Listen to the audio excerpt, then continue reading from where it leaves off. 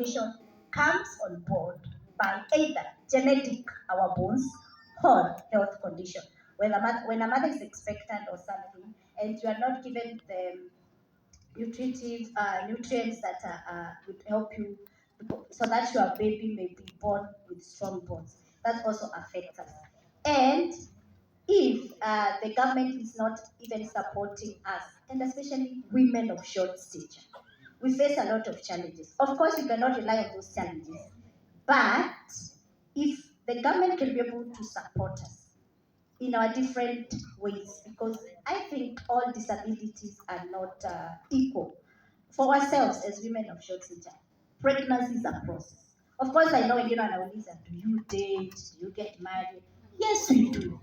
Likobe is here, a veteran, who is wide, very tall, and watoto wake ni very tall. So he is a very good example, and other parents who are here. Who doesn't know Likobe? Likobe, thank you for coming.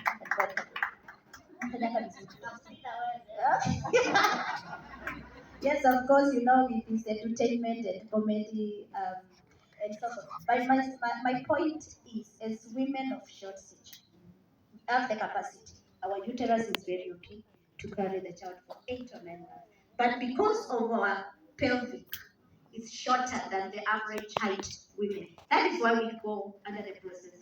Yes, of course, other average women go under this process because of other complications and challenges. But for us, we go through that.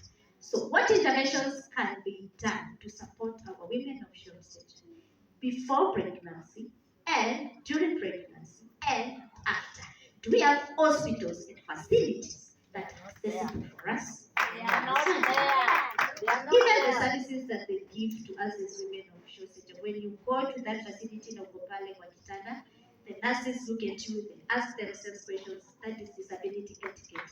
That is information that we need to give out to our health facilities.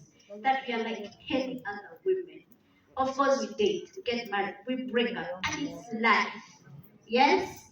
And even after, during the process of pregnancy, we don't get the products to support us. That is for nutritive value in our bodies together with our inborn child.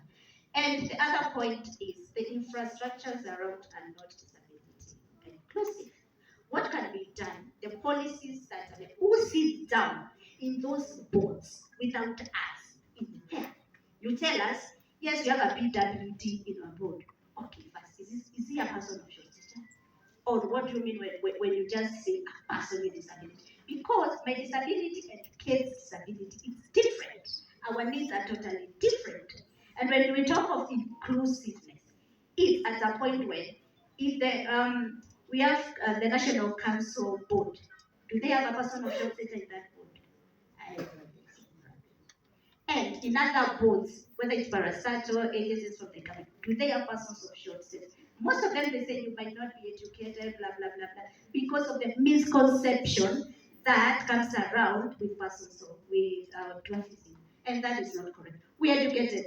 We have professors. We have Mwalimu like Teacher Josephine there. Hallelujah! Yeah, we have others with different professions. We have people who are doing sports in Paralympic and they're flying very high, like Muluya, like Pogba, West Marika, and others. But if these opportunities are just given to a certain category of disabilities and we are left behind, then that is not inclusiveness. If other partners here, let me come to you because you're here and you have employed